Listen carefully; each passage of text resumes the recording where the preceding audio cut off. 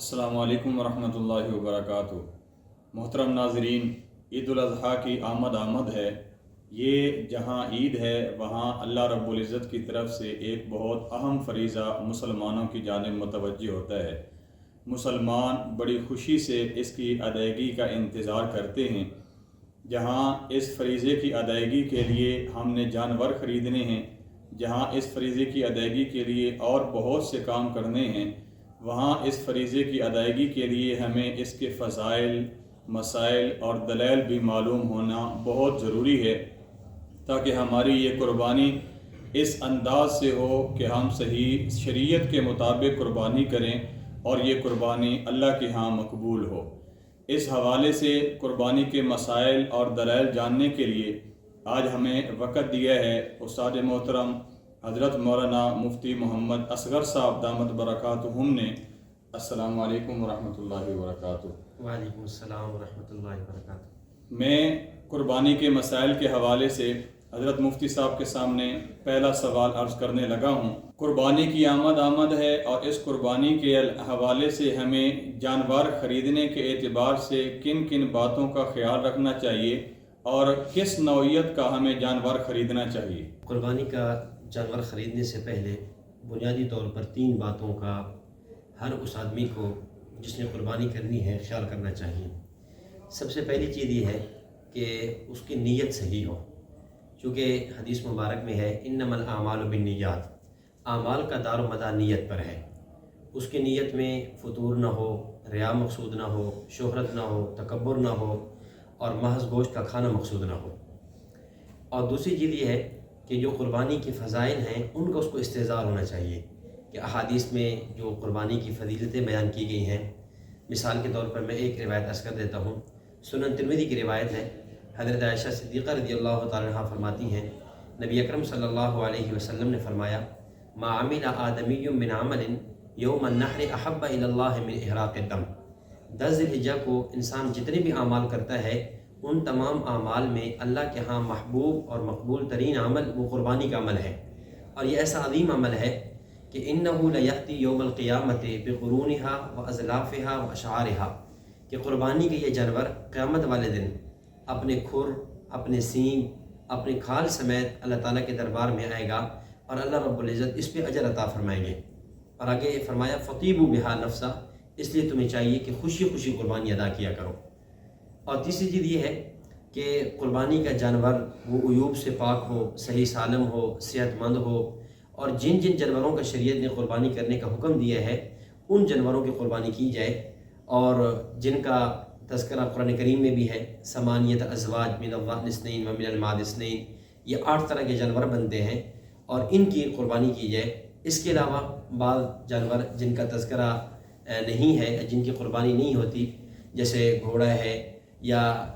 ہرن ہے، اس طرح کی جو جانور ہیں ان کی قربانی نہ کی جائے۔ یہ جس طرح حضرت آپ نے فرمایا کہ قربانی یہ اللہ رب العزت کے ہاں بڑا محبوب عمل ہے، تو ان فضائل کو دیکھ کر ہمارے بعض مسلمان جس کے پاس قربانی خریدنے کے لیے پیسے نہیں ہوتے تو وہ کبھی جانور قسطوں پر خرید لیتے ہیں، کبھی کسی سے ادھار لے کر پیسے وہ جانور خریدتے ہیں، بعد میں اس ادھار کی ادائیگی کر دیتے ہیں۔ تو یہ پیسے قسطوں پر لے کر یا ادھار اٹھا کر جانور خریدنا اور قربانی کرنا، اس حوالے سے آپ کیا فرماتے ہیں؟ جی، قرض لے کر، قسطوں پر یا ادھار لے کر قربانی خریدنا، اس حوالے سے بنیادی مسئلہ یہ ہے کہ اگر آدمی صاحب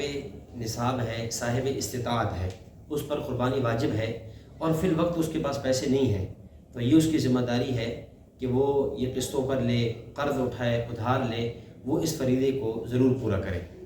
اور اگر آدمی ایسا ہے کہ اس پر قربانی واجب نہیں ہے، وہ صاحب نصاب نہیں ہے، وہ غریب آدمی ہے، لیکن قربانی کے فضائل کے پیش نظر وہ بھی چاہتا ہے کہ میں قربانی کروں، اور وہ قرض لے کر کرنا چاہتا ہے، اگر جس پر ضروری نہیں ہے قرض لے کر کرنا، لیکن اگر کرنا چاہے تو کر سکتا ہے اور اس کو بھی ثواب ملے گا۔ یہ ساتھ ساتھ یہ مختصر سا مسئلہ یہ بھی فرما دیں کہ یہ قربانی کے جانور کا بعض جگہ پر دیکھا گیا ہے کہ دودھ کا استعمال کرنا، یہ قربانی کے جانور کا دودھ کے استعمال کرنا شریعت اس حوالے سے کیا حکم دیتی ہے؟ قربانی کے جانور جب آپ نے قربانی کے لیے اس کو خرید لیا ہے تو اس کو اس سے کسی طرح کا نفع اٹھانا، مثلاً اس پہ سوار ہونا، اس کا دودھ استعمال کرنا، یہ شرعاً جائز نہیں ہے۔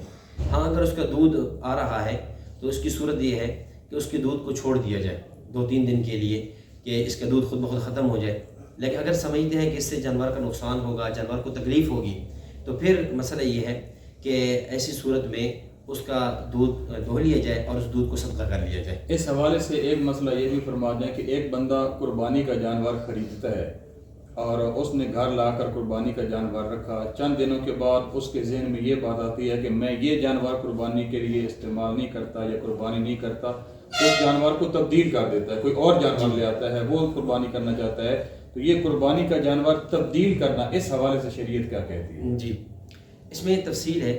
یہ جو جانور تبدیل کرنا چاہ رہا ہے، اس کی حیثیت کیا ہے؟ یہ امیر ہے، صاحب نصاب ہے، یا غریب ہے، صاحب نصاب نہیں ہے، محض نفل قربانی ادا کرنا چاہتا ہے؟ اگر تو امیر آدمی ہے، صاحب نصاب ہے، تو اس کے لیے شرعاً یعنی جائز ہے، یہ تبدیل کرنا چاہے تو کر سکتا ہے۔ بہتر یہ ہے کہ تبدیل نہ کرے، لیکن کرنا چاہے تو شریعت اس کو رخصت دیتی ہے، کر سکتا ہے۔ لیکن اگر یہ غریب ہے اور نفل قربانی ادا کرنا چاہ رہا ہے تو اس آدمی کے لیے جائز نہیں ہے کہ اس کو تبدیل کرے۔ ہاں میں یہاں ایک بات اور عرض کر دوں کہ بس اوقات ایسا ہوتا ہے کہ کسی آدمی نے گھر کے اندر ایک جانور پالا ہوتا ہے اور اس نیت سے کہ میں اس کو قربانی میں استعمال کروں گا، تو وہ چونکہ اس میں امیر اور غریب کا کوئی فرق نہیں ہے، گھر کا جو پالا ہوا جانور ہے اس کو امیر بھی تبدیل کر سکتا ہے، غریب بھی تبدیل کر سکتا ہے۔ یہ تفصیل صرف اس صورت میں ہے جب جانور خریدا جائے، تو پھر غریب اس کو تبدیل نہیں کر سکتا، اگرچہ امیر تبدیل کر سکتا ہے۔ ایک سوال قربانی کے حوالے سے یہ ہے کہ ایک بندہ جانور خریدتا ہے، بڑا جانور، گائے ہے، اونٹ ہے، اس کے اندر 7 حصے ہوتے ہیں اور ان 7 حصوں میں سے 6 حصے وہ اپنے رکھتا ہے، اپنے رشتہ داروں کے رکھ لیتا ہے، اور ایک حصہ وہ اپنے کسی فوت شدہ عزیز کے لیے رکھتا ہے، ایصال ثواب کے لیے۔ تو یہ 6 حصے اپنے رکھنا اور ایک حصہ ایصال ثواب کے لیے رکھنا، یہ ایک حصہ ایصال ثواب کے لیے رکھنا ٹھیک ہے شریعت کی نظر میں؟ جی بالکل ٹھیک ہے۔ ایصال ثواب چاہے وہ آپ نبی اکرم صلی اللہ علیہ وسلم کی طرف سے کریں، صحابہ کرام رضوان اللہ علیہم اجمعین، تابعین، تبع تابعین، اپنے مرحومین، والدین، دوست، احباب، اساتذہ، اقارب، جس کی طرف سے آپ کرنا چاہیں کر سکتے ہیں۔ بلکہ ہمارے شیخ، ہمارے حضرت متکلم اسلام مولانا محمد اجاد گھمن صاحب حافظ اللہ کا معمول یہ ہے کہ یہاں مرکز اہل سنہ میں جو اجتماعی وقفی قربانی ہوتی ہیں، حضرت استاذی دامت برکاتہم العالیہ ہر سال ایک حصہ نبی اکرم صلی اللہ علیہ وسلم کی طرف سے، ایک حصہ امام اعظم ابو حنیفہ رحمۃ اللہ علیہ کی طرف سے، اور ایک حصہ حضرت شیخ الہند مولانا محمود حسن دیوبندی رحمۃ اللہ علیہ کی طرف سے کیا کرتے ہیں۔ ماشاءاللہ۔ ناظرین محترم، جس طرح حضرت مفتی صاحب نے فرمایا کہ ہمارے حضرت شیخ دامت برکاتہم ایک حصہ حضور صلی اللہ علیہ وسلم کی طرف سے ہر سال قربانی کا کرتے ہیں، تو ہمیں بھی چاہیے جس کے پاس وسعت، ہمت اور گنجائش ہو، وہ رسول اللہ صلی اللہ علیہ وسلم کے احسانات کو یاد رکھتے ہوئے آقا علیہ الصلوۃ والسلام کی طرف سے بھی ایک حصہ قربانی کا ہمیں وقف کی قربانی کا کر لینا چاہیے۔ اس حوالے سے قربانی کے حوالے سے حضرت مفتی صاحب ایک سوال یہ ہے کہ جو بڑا جانور ہے، اونٹ ہے یا گائے ہے، اس کے اندر کتنے حصے دار شریک ہو سکتے ہیں؟ بعض لوگ کہتے ہیں کہ اگر جانور تھوڑا سا کمزور ہو تو اس کے اندر 5 بندے شریک ہو سکتے ہیں، یا 4 بندے شریک ہو سکتے ہیں، یا بعض کہتے ہیں 7 بندے شریک ہو سکتے ہیں۔ تو بڑے جانور کے اندر شرکت کی کیا ترتیب ہے؟ بڑے جانور میں زیادہ سے زیادہ 7 افراد شریک ہو سکتے ہیں، 7 سے کم 6 ہونا چاہیں، 5، 4، 3، 2، 1، یعنی زیادہ سے زیادہ جو اس کی لمٹ ہے وہ 7 ہے۔ اور اس پر دلیل صحیح مسلم کی روایت ہے، حضرت جابر بن عبداللہ رضی اللہ تعالیٰ عنہ فرماتے ہیں کہ نحرنا مع رسول اللہ صلی اللہ علیہ وسلم عام الحدیبیہ، کہ ہم نے نبی اکرم صلی اللہ علیہ وسلم کے ساتھ حدیبیہ والے سال یعنی سن 6 ہجری میں ہم نے نحر کیا، تو بدنتاً عن 7 والبقرہ عن 7، تو اونٹ میں بھی 7 آدمی شریک تھے اور گائے میں 7 آدمی شریک تھے۔ اب اس حدیث سے معلوم یہ ہوتا ہے چاہے وہ اونٹ ہو، چاہے گائے ہو، چاہے اسی حکم میں پھر بھینس اور کٹا بھی ہے، اس میں 7 آدمی شریک ہو سکتے ہیں۔ یہاں میں ایک بات کی وضاحت عرض کر دوں، بعض لوگوں کا موقف یہ ہوتا ہے کہ گائے میں تو 7 شریک ہو سکتے ہیں لیکن اونٹ میں 10 بھی شریک ہو سکتے ہیں، اور وہ اپنے اس موقف پر دلیل جامع ترمذی کی ایک روایت جو حضرت عبداللہ بن عباس رضی اللہ تعالیٰ عنہما سے مروی ہے اس سے استدلال کرتے ہیں کہ حضرت عبداللہ بن عباس رضی اللہ تعالیٰ عنہما فرماتے ہیں کہ ایک موقع پر ہم نبی اکرم صلی اللہ علیہ وسلم کے ساتھ سفر میں تھے، فحاضر الاضحیٰ، عید کا موقع آ گیا، تو اس موقع پر آپ صلی اللہ علیہ وسلم نے گائے میں 7 آدمیوں کی طرف سے قربانی کی اور اونٹ میں 10 آدمی شریک ہوئے۔ تو بظاہر اب لوگوں کو یوں مغالطہ ہوتا ہے کہ چونکہ یہ بھی تو حدیث ہے، تو اس حوالے سے ایک اصول سمجھ لیں، جب ایک مسئلے پر دو حدیثیں آ جائیں تو اس موقع پر محدثین کا اصول جو امام ابو داود رحمۃ اللہ علیہ نے اپنی کتاب سنن ابی داود میں نقل کیا ہے، وہ فرماتے ہیں اذا تنازع الخبران عن النبی صلی اللہ علیہ وسلم، جب نبی اکرم صلی اللہ علیہ وسلم سے دو خبریں متعارض آ جائیں، اس موقع پر ہم کیا کریں گے؟ نظر الی ما عمل به اصحابہ من بعد، کہ آپ کے بعد صحابہ کرام رضوان اللہ علیہم اجمعین نے اس میں سے کس حدیث کو لیا ہے۔ چنانچہ ہم دیکھتے ہیں کہ امام ترمذی رحمۃ اللہ علیہ نے اپنی جامع ترمذی میں یہ دونوں حدیثیں نقل کی ہیں۔ پہلے انہوں نے حضرت عبداللہ بن عباس رضی اللہ تعالیٰ عنہ والی روایت نقل کی کہ جس میں یہ تذکرہ ہے کہ اونٹ میں 10 آدمی شریک ہو سکتے ہیں۔ اس کے بعد انہوں نے حضرت جابر بن عبداللہ رضی اللہ تعالیٰ عنہ کی روایت نقل کی کہ جس سے یہ معلوم ہوتا ہے کہ اونٹ میں 7 آدمی شریک ہو سکتے ہیں۔ اس کے بعد امام ترمذی نے فیصلہ کیا، فرمایا قال ابو عیسیٰ، امام ترمذی فرماتے ہیں کہ والعمل علی ھذا اہل العلم من اصحاب النبی صلی اللہ علیہ وسلم وغیرہم، کہ صحابہ کرام رضوان اللہ علیہم اجمعین کا، تابعین کا اور اہل علم کا جو موقف ہے، جو عمل ہے، یہ بعد والی روایت پر ہے، یعنی حضرت عبداللہ بن عباس رضی اللہ تعالیٰ والی روایت نہیں، جابر بن عبداللہ والی روایت پر عمل ہے، جس سے یہ معلوم ہوتا ہے کہ قربانی میں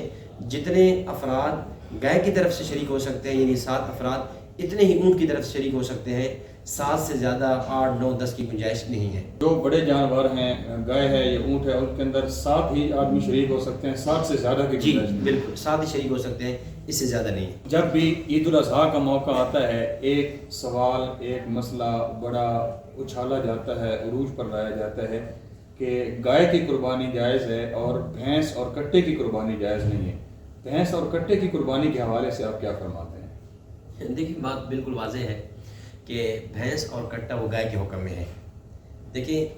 دودھ پینے کے اعتبار سے جو حکم گائے کا ہے وہی بھینس کا ہے، گوشت کھانے کے اعتبار سے جو حکم گائے کا ہے وہی حکم بھینس کا ہے۔ اسی طرح زکوٰۃ کا جو نصاب کا طریقہ کار متعین شریعت نے گائے کا کیا ہے وہی بھینس کا کیا ہے،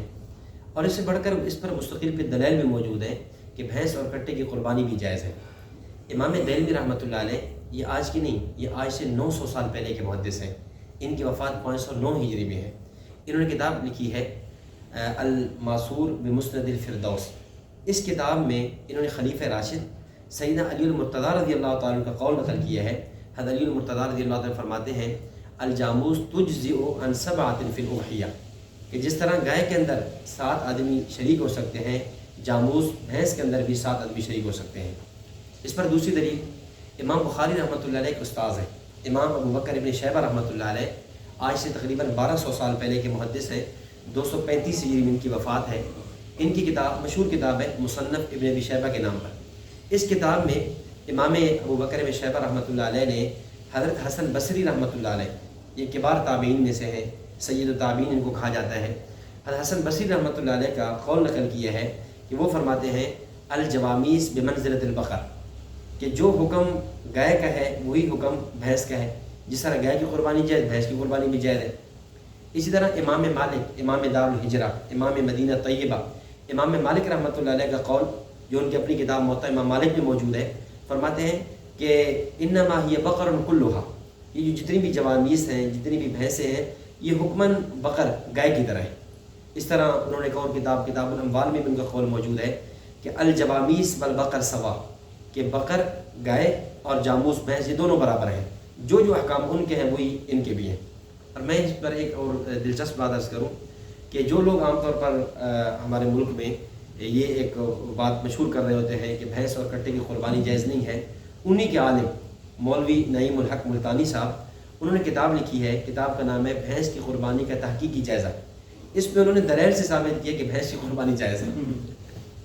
اور پھر اس سے تعجب کی بات یہ ہے کہ جو لوگ بھینس کی قربانی پر گفتگو کر رہے ہوتے ہیں کہ بھینس کی قربانی جائز نہیں ہے، جب ان کی کتب دیکھی جائے تو وہ اپنی کتابوں میں لکھ رہے ہوتے ہیں کہ جی مرغ کی قربانی جائز ہے، گھوڑے کی قربانی جائز ہے، حتیٰ کہ انڈے کی قربانی بھی جائز ہے۔ تو جب نہیں ماننے پہ آتے تو بھینس کی قربانی نہیں مانتے، ماننے پہ آتے ہیں تو مرغ اور انڈے کی قربانی کو جائز کہہ دیتے ہیں۔ اس سے معلوم ہوا کہ بھینس کی قربانی جس طرح ہم گائے کی قربانی کرتے ہیں تو اسی طرح بھینس کی قربانی کرنا بھی اور کٹے کی قربانی کرنا بھی جائز ہے۔ اس حوالے سے مفتی صاحب ایک سوال کہ قربانی کے ایام کتنے ہیں، یعنی 3 دن قربانی کی جائے گی یا 4 دن قربانی کی جائے گی، قربانی کے ایام کی تعداد کیا ہے؟ جی، قربانی کے جو دن ہیں وہ 3 ہیں، 10 ذی الحجہ، 11 اور 12۔ 10 کو یوم النحر کہتے ہیں، اس کے بعد پھر اگلا دن، پھر تیسرا دن۔ اس پر دلیل حضرت علی المرتضیٰ رضی اللہ تعالیٰ عنہ کا فرمان، جسے امام مالک رحمۃ اللہ علیہ نے اپنی مشہور کتاب موطأ امام مالک میں نقل کیا ہے۔ فرماتے ہیں الاضحیٰ یومان بعد یوم الاضحیٰ، یعنی یوم الاضحیٰ یعنی 10 دن کے بعد مزید 2 دن ہیں، اور وہ 2 دن کون سے؟ 11 اور 12۔ اسی طرح اس پر دوسری دلیل امام طحاوی رحمۃ اللہ علیہ نے اپنی کتاب شرح معانی الآثار میں، طحاوی شریف بھی کہا جاتا ہے، اس میں حضرت عبداللہ بن عباس رضی اللہ تعالیٰ عنہ جو مفسر قرآن ہیں ان کا قول نقل کیا ہے۔ وہ فرماتے ہیں النحر یومان بعد یوم النحر، کہ یوم النحر کے بعد مزید 2 دن ہیں۔ یوم النحر اور افضل یوم النحر ہے، پہلا دن ہے، اگر کوئی پہلے دن نہیں کر سکا وہ دوسرے دن کر لے، وہ تیسرے دن کر لے، یہ 3 دن ہیں۔ باقی بعض لوگوں کا یہ کہنا ہے کہ جی 4 دن ہے، تو اس پر کوئی دلیل نہیں ہے۔ ہاں ایک وہ روایت پیش کر دیتے ہیں کہ ایام التشریق کلھا ایام الاضحیہ، کہ یہ جو ایام تشریق ہیں یہ سارے کے سارے قربانی کے دن ہیں۔ تو پہلی بات ہے کہ ہمارا سوال یہ ہے کہ ایام تشریق میں تو پھر 9ویں ذی الحجہ بھی شامل ہے، پھر 9ویں کو بھی قربانی کرو۔ تو باقی اصل بات یہ ہے کہ یہ جو حدیث ہے یہ موضوع ہے، من گھڑت ہے۔ محدثین کی بڑی جماعت نے اس حدیث کو موضوع کہا ہے۔ مزید اس پر اگر آپ تفصیل آپ دیکھنا چاہیں گے تو میں ناظرین کو کتاب عرض کروں گا۔ ہمارے حضرت استاد محترم متکلم اسلام مولانا محمد الیاس محمد صاحب حفظہ اللہ کی کتاب ہے مسائل قربانی، اس میں اس پہ حضرت نے کافی دلائل نقل کی ہے کہ کن کن محدثین میں سے کس محدث نے اس روایت کو موضوع کہا ہے یا اس روایت کو ضعیف کہا ہے۔ قربانی کے حوالے سے جو چیدہ سوالات ہیں ان میں سے ایک آخری سوال میں آپ کی خدمت میں رکھنا چاہتا ہوں کہ قربانی کا جو گوشت ہے اس گوشت کی تقسیم کس اعتبار سے کرنی چاہیے؟ سارا گوشت اگر کوئی اپنے گھر رکھنا چاہے تو رکھ سکتا ہے، سارا گوشت کوئی تقسیم کرنا چاہے تو کر سکتا ہے، اس گوشت کی تقسیم کی کیا ترتیب ہوگی؟ بہتر یہ ہے کہ قربانی کے گوشت کے 3 حصے بنا لیے جائیں، ایک حصہ اپنی ذات کے لیے، دوسرا حصہ اپنے رشتہ داروں کے لیے، دوست احباب کے لیے، اور تیسرا غرباء فقراء مساکین کے لیے، یہ بہتر ہے۔ لیکن اگر کوئی آدمی گوشت کے 3 حصے نہیں بناتا، 2 بناتا ہے یا وہ سارا خود ہی رکھ لیتا ہے تو تاہم اس کی قربانی ہو جائے گی، کیونکہ قربانی نام ہے اراقۃ الدم کا۔ جیسے اس نے جانور کو ذبح کیا ہے، خون جانور کا نکلا ہے، جانور اللہ کے راستے میں قربان ہوا ہے، اس کی قربانی ہو گئی ہے۔ اب اگر مزید اس پر وہ اس کی گوشت کو تقسیم کر دیتا ہے تو اس کا اجر مزید بڑھ جائے گا۔ اللہ تعالیٰ جزائے خیر عطا فرمائے۔ ہمارے حضرت مفتی محمد اصغر صاحب دامت برکاتہم کو بڑی تفصیل کے ساتھ آپ حضرات کے سامنے انہوں نے قربانی کے مسائل رکھے ہیں۔ مزید بھی اگر آپ قربانی کے مسائل اور دلائل لینا چاہیں آپ ہمارے یوٹیوب چینل احناف میڈیا سروسز کے ساتھ جڑے رہیے۔ انشاءاللہ قربانی اور اس کے علاوہ باقی تمام موضوعات پر آپ کو مسائل بھی ملیں گے، دلائل بھی ملیں گے۔ اللہ تعالی ہمیں قربانی صحیح انداز سے رسول اللہ صلی اللہ علیہ وسلم کی سنت کے مطابق کرنے کی توفیق عطا فرمائے۔ السلام علیکم ورحمۃ اللہ وبرکاتہ۔